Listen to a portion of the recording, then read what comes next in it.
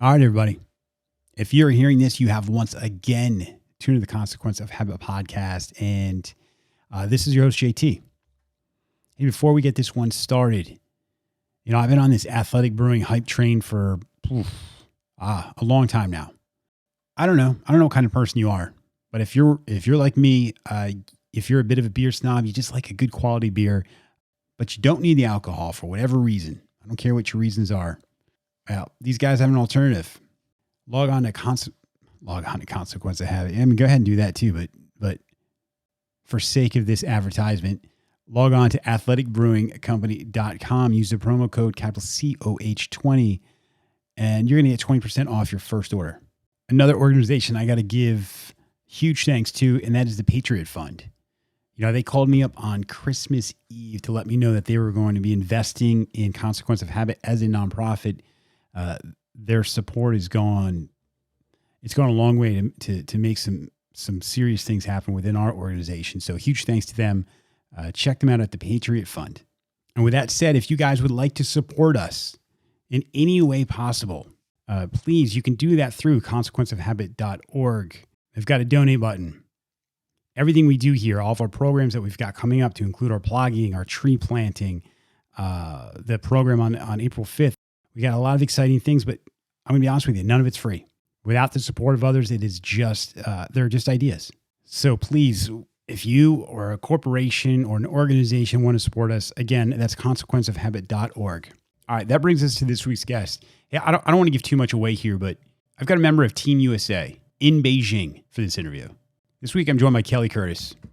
Kelly represents the United States in the sport of skeleton, and it will become painfully obvious how much I don't know about the sport as this conversation goes on. Kelly's part of the world-class athlete program for the United States Air Force. She's full-time military. Kelly was amazing with her time. The fact that she even agreed to have this conversation from Beijing, it blows my mind. But without further ado, please welcome to the podcast, Kelly Curtis.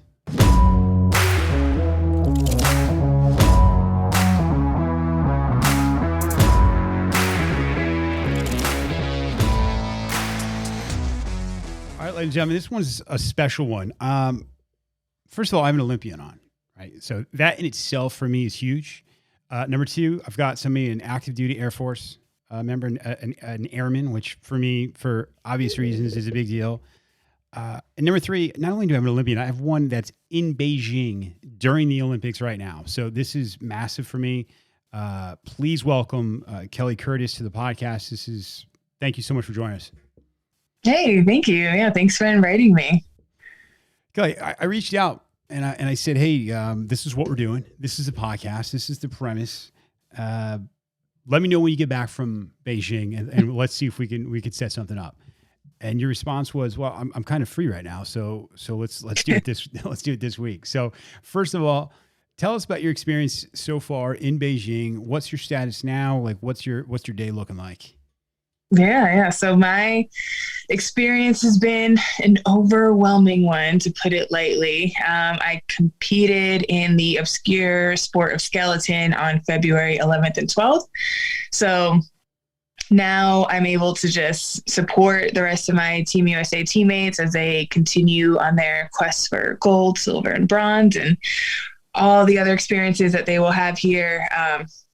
We still have bobsled going on right now, so I'll be watching those races, and there's alpine skiing also in this village. So I've been rooming with a couple alpine skiing women, and so it's exciting for me to get to know them and now be able to cheer them on a first name basis instead of just reading a name and not really knowing their story. So I'm doing that today and for the rest of the week, and then preparing for closing ceremony, which I'm very excited about, and then getting on a flight back to the States, and I'll be going to Lackland for a few days, checking in with my supervisors there, checking in with my family in Florida, down in Miami, thawing out a little bit from this cold, and then reporting back to my duty station at Aviano Air Base. Okay, so you're in Aviano. You mentioned that you're going back to Lackland. Anyone in the Air Force obviously knows Lackland because of basic training. Yeah, everyone goes through Lackland. Everyone goes through Lackland. Now, do you go to Lackland because this is part? We're going to get into what the world-class athlete program is that all branches have that, or is that an Air Force specific thing? I'm in the Air Force specific one. There is an Army version as well, but they have a lot more athletes in their program, and it's a lot more reserves and National Guard athletes in there. And for the Air Force, we're all active duty airmen. There's only a couple airmen, but most of them are officers. Okay. Now, so you're enlisted? I am enlisted. Yeah, yes. All right, good, man. We're talking the same language then. All right, great.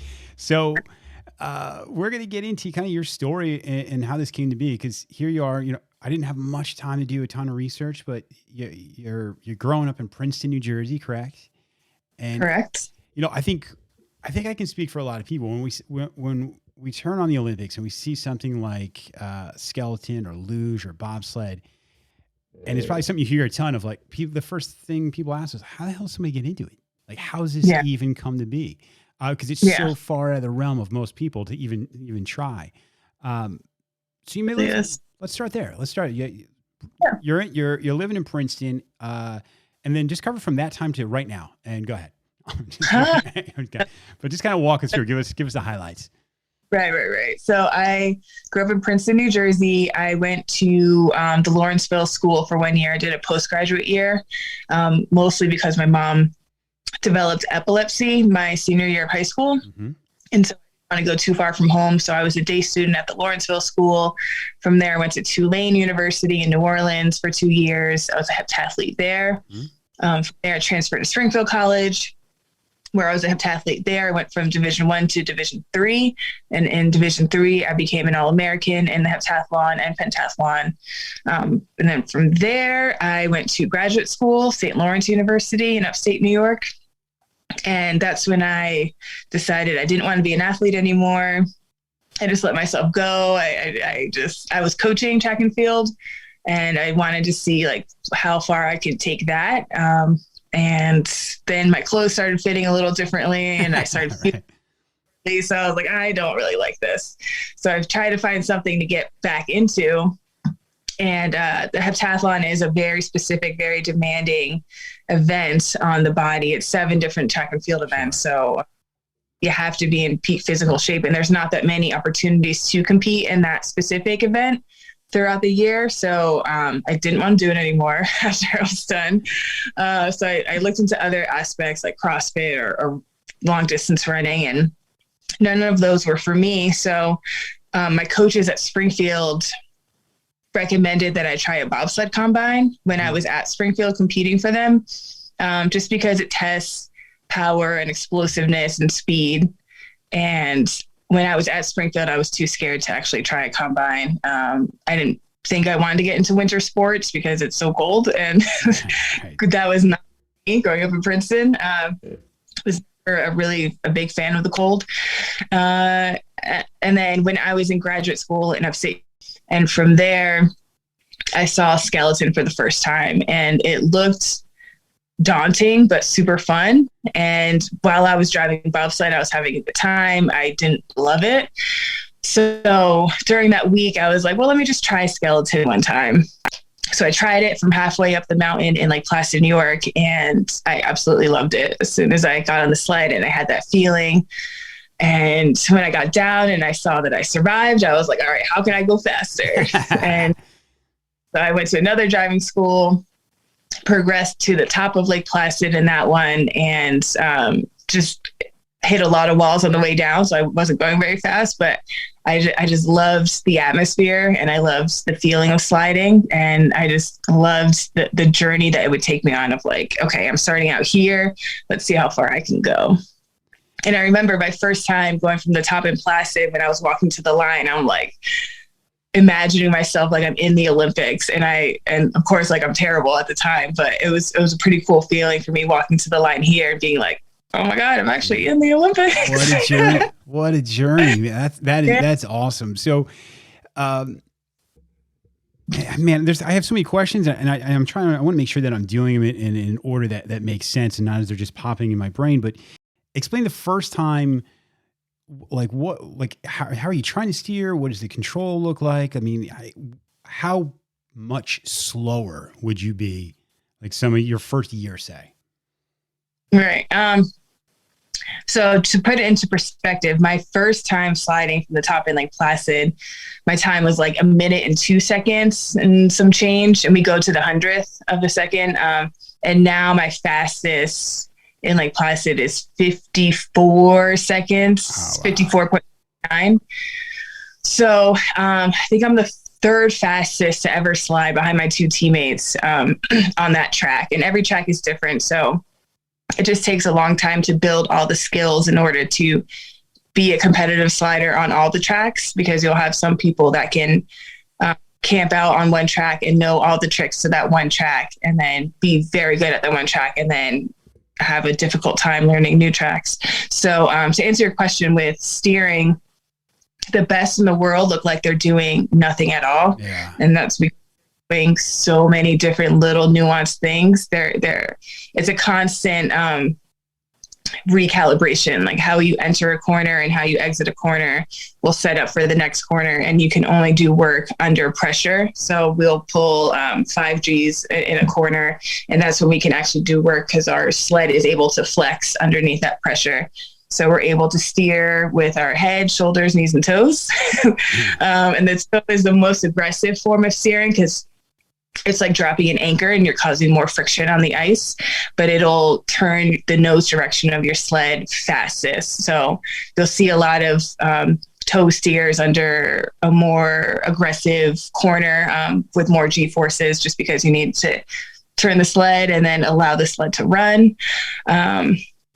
The least aggressive is just steering with your head, steering with your eyes. The sled tends to go where your eyes are looking. So if you're looking, we call it like early on time or late to a corner. If you're looking late into a corner and you're supposed to be earlier on time, you're going to have a pretty difficult time because you're just tracking in the wrong direction. And then you'll have to do a lot more work under pressure, which is just cutting more ice and theoretically more slow. So I don't know. Did that answer your question? 100%. So, okay. Listen, I don't know. You could have been it all up, and I would no idea. It makes sense to me. Yeah. So obviously, from what I read, you start this process, right? You start with the bobsled, you end up going to skeleton, and then you start having some success, kind of early on, right? I mean, things start kind of clicking. What's that? No, I did not. Yeah, no, So I started in bobsled.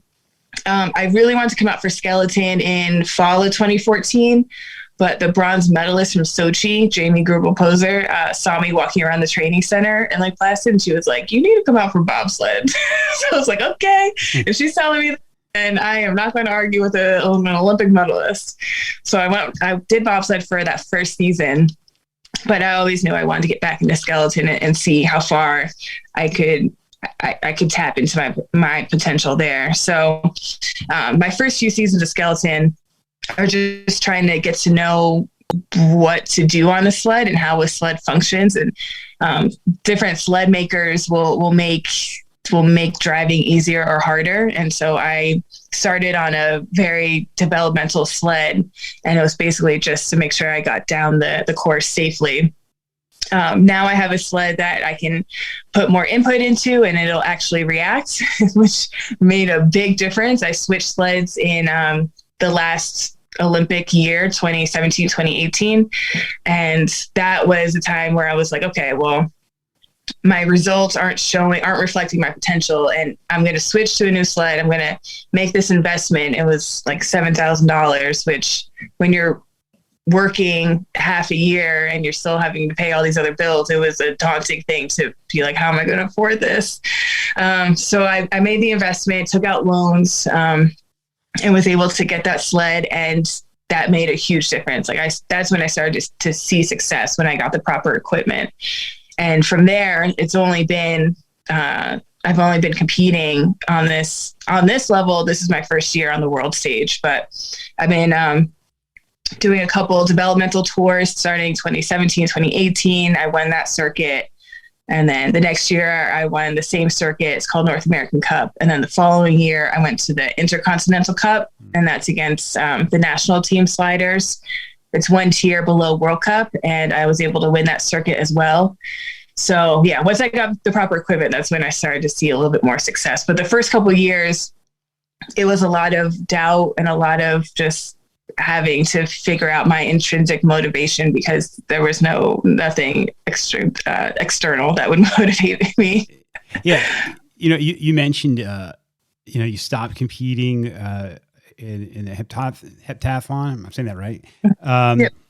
And you kind of let yourself go, but this clearly sparked something in you. And was it at that point where your habits kind of changed and your training got back to like, hey, you had this goal, you had this thing that you knew you wanted to train for, or was that kind of a slow evolution? It was a slow evolution. It was more like I wanted to let myself go just to see how that would feel. And I felt that, and I did not enjoy that feeling. So I was looking for something. I guess I was looking for a spark, and the bobsled combine provided that spark. And then I just kind of equate it to finding the rabbit hole and falling down it. And every single time I was invited to Lake Placid, I would go, but I never imagined that I would make it to these games. Like when I committed to skeleton, I was like, okay, there are so many talented women in this sport in the US that have the years of experience over me, that I'm like looking at their ages and I'm like, they're probably going to leave after like Beijing. So Milan Cortina might be more my speed for 2026. And I think it was that 2017, 2018 year where I put everything into like, okay, if this equipment doesn't go, then I know it's me. And from there, I was able to just put my head down and put in all the days of just grinding in and out and trying to make it to this level. And then this year was just being here was a cherry on top of my season. Yeah. It's gotta be something special. Yeah. Now, how's the Air Force playing into this? Did you enlist in the Air Force knowing that this was going to be a program that you're going to be part of? Or did you just enlist and say, oh, by the way, you guys, I don't know if you know this, but I'm pretty good at skeleton. So what did that process look like for you? So that process started when I first got into the USA Bobsled and Skeleton Federation. So they have a number of soldier athletes that are in the Army version. A lot of them are New York National Guard, and they're able to fund their season and their just everyday lives through their Army WCAP. And they're all national team athletes. So when I first got into sliding, that was one of my goals, was to make the national team so I could be good enough for the Army WCAP. And then in February of 2020, when I was talking with an Army recruiter about that, they were getting me squared away with entering the Army program. And then my teammate, Katie Eulander, was like, hey, the Air Force also has a WCAP, and they're starting to recruit civilians similar to what the Army does. And I knew of the Air Force WCAP, but I thought it was just for officers that were already in the Air Force. I didn't know that they were starting to bring outsiders in. So I actually became the first civilian that they've done that with, where they brought me in. I went through basic training, went through Lackland during COVID. That was a pretty crazy time. I'm sure. And then the day I graduated from basic training was the day I entered WCAP. So that was a very smooth transition. And they basically were just like, you've gotten to this level on your own, so you know how to get to this level at the national team, and we're not going to impede that in any way. We'll just give you the support that you need. And that made a huge difference with my training and just having that level of support that I never had before. I think really showed in my results as well. I mean, plus you're in the Air Force. Like if you're going to pick one to go in, I mean, if you've got the two, it's like it's kind of a no brainer. Yeah. Well, my brother active duty.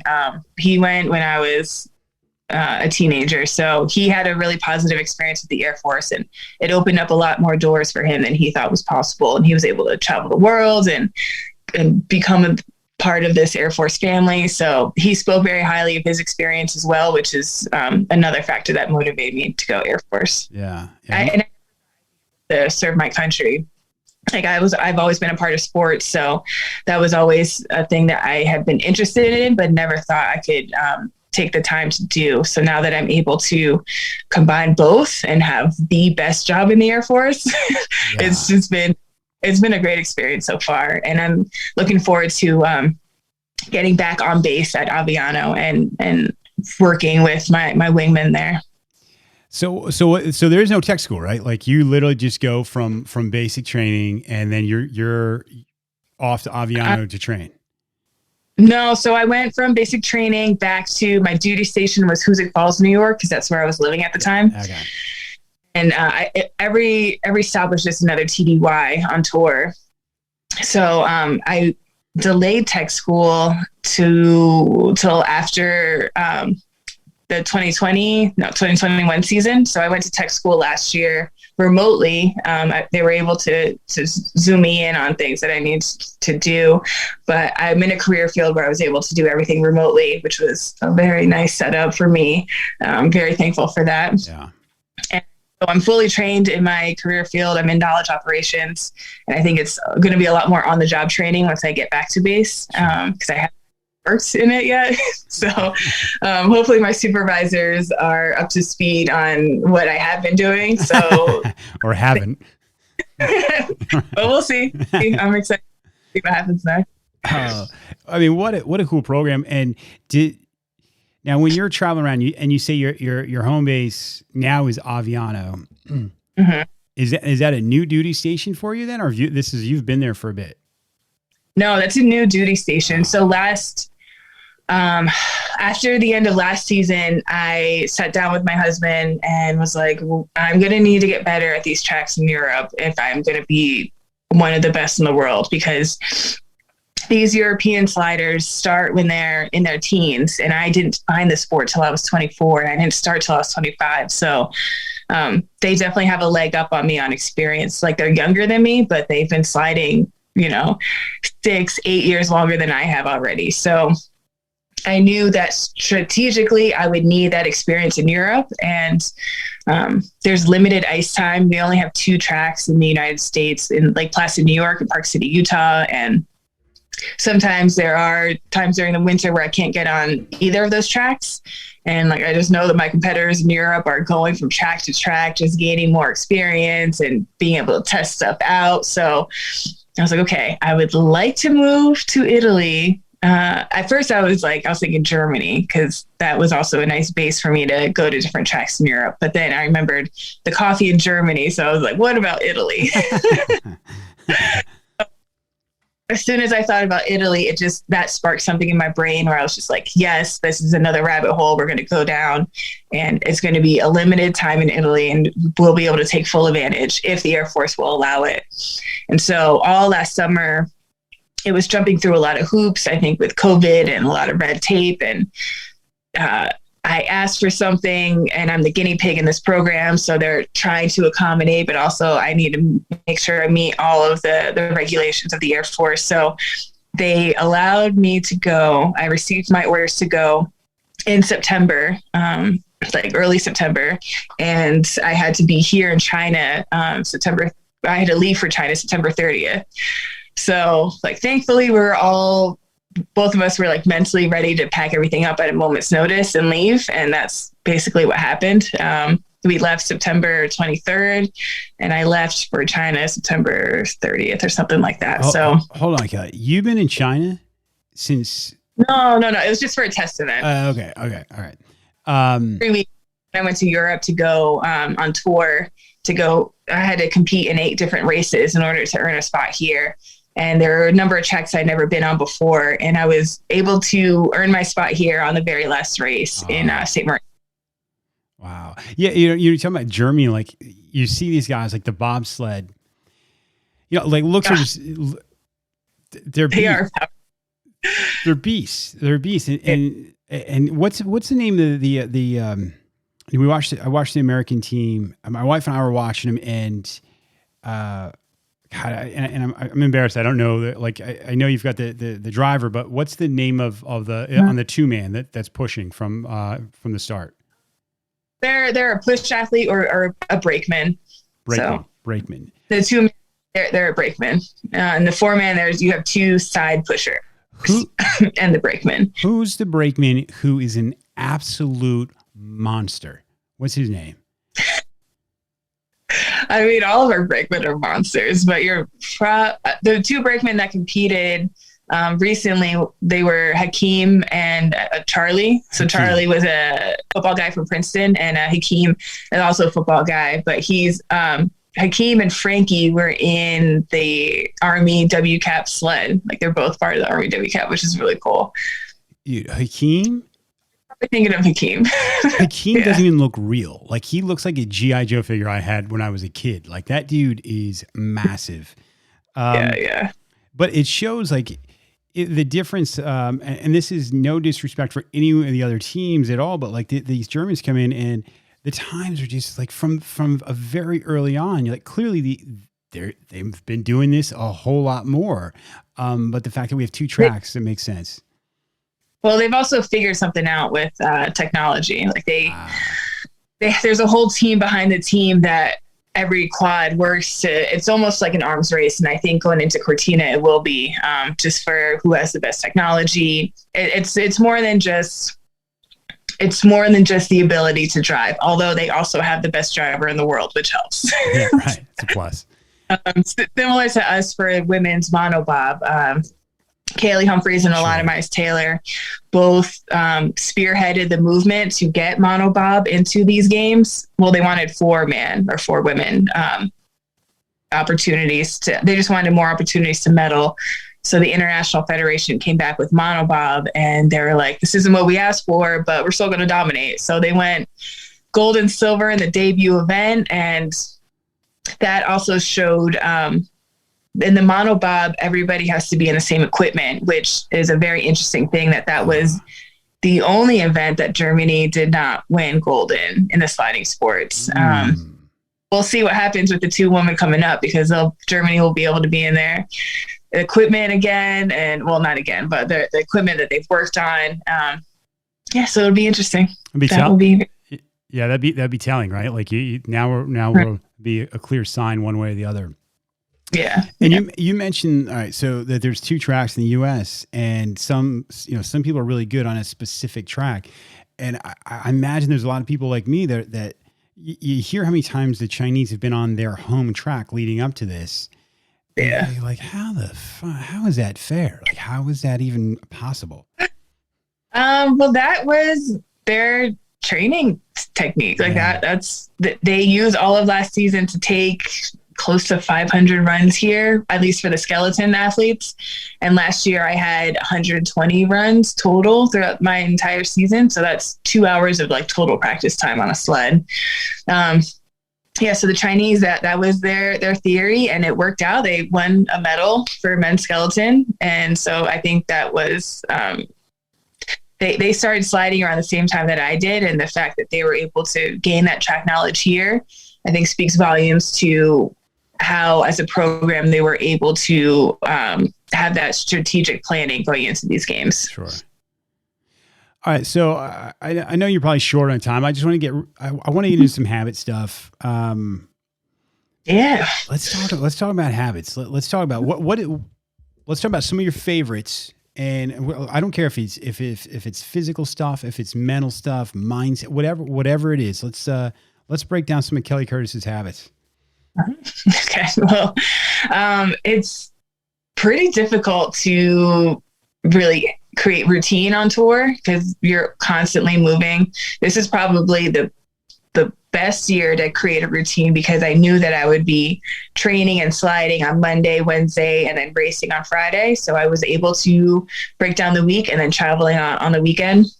So I was able to break down the week and understand that, an OT, official training 1, I do this, official training 2, I do this, and then on race day, I do that. But as far as like overall habits, I try to make certain things a priority in the off season and not so much a priority in season. Yeah. I think sleep is like one of my biggest performance enhancers because I value my sleep very much. And I know how I feel after a good night's sleep and I know how I feel after a poor night's sleep. So 2 days before a competition is when I make sure I have to have like the best sleep possible. Cause I know that the night before I probably won't have the best amount of sleep. So 2 nights before, I make that a priority. Other habits. This year has been a lot of like dodging COVID. That's been the main focus on top of sliding. It's kind of been like the second Olympic sport that everybody has done here. It's just been to dodge COVID so we could even get a chance to be here. So that made our habits change a lot as far as like how we interact with other people. I guess some of my teammates had to learn how to wash their hands a little bit more often than they did before. Just staying hydrated, just loading up on vitamin C and zinc, and just staying overall healthy and trying to keep the stress levels low, which, during the Olympic year is a very difficult thing to do. What other habit? What's that look like? Even on the mental side, like, are you one to meditate? Do you you see some of the athletes just visualizing and going through the entire course? Is that something that's in your toolbox? Yes. Mine runs are in every skeleton athlete's toolbox because we have such limited time on ice. It's maybe 2 or 3 times a day, 5 days a week. If you can get on the ice a consistent 4 months out of the year. Like I said, I only had 120 runs last season. So that's 2 hours of total time on a sled. And I've done probably 7 to 10 times that amount in my mind. So, sliding is very taxing on the body. And like you can look up sled head. It's a very real thing that my husband and I often discuss, like how long I will be in the sport. And I take my brain health very seriously. So if I have a rough run, I will assess that. And if I need to talk to somebody else about it, I will. And then I'll reassess whether I slide for the rest of the day or the next day. So, that is a very real thing that all sliding athletes go through.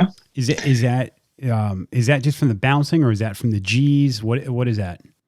It's from the vibrations when we slide. So we're so close to the ice. Sometimes our helmets are on the ice on like a really high pressure corner, like the last corner in Whistler. All of our helmets are just dragging on the ice. So you can hear the helmet dragging, and that causes vibrations in the brain. So the brain will hit the skull and it causes these like minor concussions.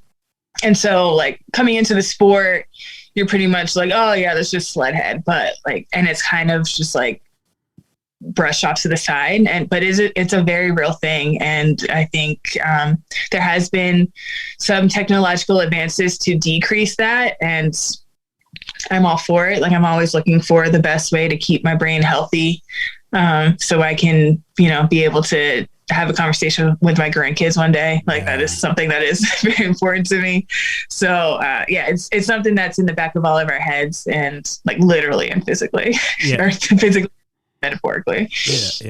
No one wants to say what's wrong with grandma. I just go, it's sled head. Like no one wants that. I don't want to keep you any longer. I really appreciate you doing this. This is big for like I said, for a lot of different reasons. There's a lot of people looking up to you during this for obvious reasons that have been all over the media as well. So, I commend you seriously. It sounds like a great program. If you were going to talk to other athletes that potentially could be at this level, what type of advice would you have as far as, steering them towards the world-class athlete program? Reach out to me. I can put you in touch with the right people. If you would like to, you can hit me up on all my social medias. They're all Kelly Curtis USA. The program is definitely looking to expand, which is very exciting. We have Air Force and Space Force people both in it, which is also very exciting. And we're trying to gear up for Paris, Milan, and LA. So the program always starts 3 years before the next games. And if it's something that you're interested in, just reach out to me and I can put you in touch. And as far as I know I didn't really get into my habits too much, but I would say that this year I was able to develop a system where I didn't have to really think about my results. I just had to focus on how my system worked, like create the system and then allow the system to happen and allow the results to flow from that. So my result here was my worst performance of the season. And I think it was a reflection of how much my system changed coming in here into Beijing. There was a big disruption as soon as we landed in Beijing to my particular system and how I break down a track before I compete. So there's a lot for me to reflect upon and look into how I won't let that affect my next performance. Can you talk about it? I'm not sure how much I can talk about it. It's some of it is confidential, okay. But it was a big impact right away, and I will let you know if I can talk about it. All right, fair enough. But no, I like the idea of just really working on the process, and the results will come, right? Like if you have the right things in place, and you're not sweating about every little result that happens along the way. Eventually, man, positive things come. So, and it's allowed me to be a much happier competitor too, because I don't have to wait for the result to be happy. Like I'm happy every single day that I get to go out and slide and become a little bit better. And I'm just trying to be the best at getting better. Like it's my progression, and I'll fall into this field of the best women in the world. However, I fall into that field. So it's been cool to see that I can keep up with them on some tracks, and I still have a lot more work to do on other tracks. All right, this is the opinion of somebody who knows absolutely nothing about your sport. But if you're keeping up with them on some tracks, you can keep up with them on all the tracks, right? It's just a matter of time of just how many times you've been on the track. So, and I could go on the rabbit hole of even equipment wise, like. Your layman obviously has no idea that a sled can cost $7,000, but that's almost like saying someone to the Tour de France, like, how much did your bike cost? And you find out, it's a $14,000 bike. Right. Does the air? You don't have to. I don't know if you even can answer this, but is the Air Force they provide all these things for you for people that are in these programs? They won't provide the equipment. That's something that we have to bring to the table, but they will help us with all the TDYs. So that's been a huge level of support. And we also get our base pay. So that's also something that I never had before. So so on top of it's been a lot getting to this level, because we're gone for half a year, and then you still have day to day, and I still have student loan debt that I'm working to pay down. So private and federal. So that's always been like a daunting thing of, like, I've told people when I've been on tour, in some cases, I've had to decide between another training run or if I'm going to eat an actual dinner that night. So I don't have to make that decision. So hold on, because you get charged per run. Is that why you have to make that choice? Yeah. In other countries, in the States, I won't be charged per run, but in other countries, it's like 30 to 40 euro per run. And so that adds up when we have to take 10 training runs on every stop. Holy shit. 30 or 40 euros per run. Yeah. So it adds up real quick. Dude, I'm going to go open a track. That's ridiculous. They're expensive to run as well. I'm sure. So a lot of it is just like figuring out the logistics of being able to be part of this lifestyle. And so I've had help from other programs along the way as well, like the Level Field Fund helped me out a couple of years ago. The Women's Sports Foundation helped me out with their travel and training grants. So whenever I've received help, I've been able to put my focus more on the sliding aspect and not about having to figure out the budget aspect. And I think that has proved dividends on helping me get to this level. And then hopefully this is just a springboard for my next level of progression. Kelly, can you still, even in this program, receive support along the way from organizations like that? No. So now that I'm part of the Air Force, this is my job. And so I can't get paid double for my job. I mean, you're enlisted in the Air Force. Let's not get crazy. It's not like you're rolling in it, but whatever. No, I know. That's something I would like to talk with my supervisors about. But this is, everybody knows, I'm an E3. You can look up my pay grade. It's not that much, but it's more than I've ever gotten before. So I will take it. Yeah. Senior Airman, huh? No, just Air Force first class or Airman first class. A1C. Oof. Mhm. Yeah. Well, listen. Wink, wink. If anyone wanted to help, maybe down the road at some point, that will be an avenue you can go. Kelly, we're excited to see. Well, first, we're excited to see you in Beijing this year. I'm 4 years from now, man. I see big things coming. So again, I appreciate taking this time. This is huge for me. The people I told about this, come in my circle, everyone's super stoked to hear about it.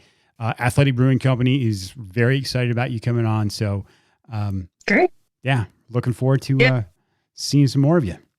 Yeah. Thanks so much for reaching out. I'm glad I was able to do it while I'm still here in Beijing. Yeah. And I'm going to get some of my teammates now. Awesome. Well, safe travels. Let's keep in touch. And if there's a place stateside, we can send you some Consequence of Habit gear. Please let me know. I will let you know. All right. Thanks so much. Thanks.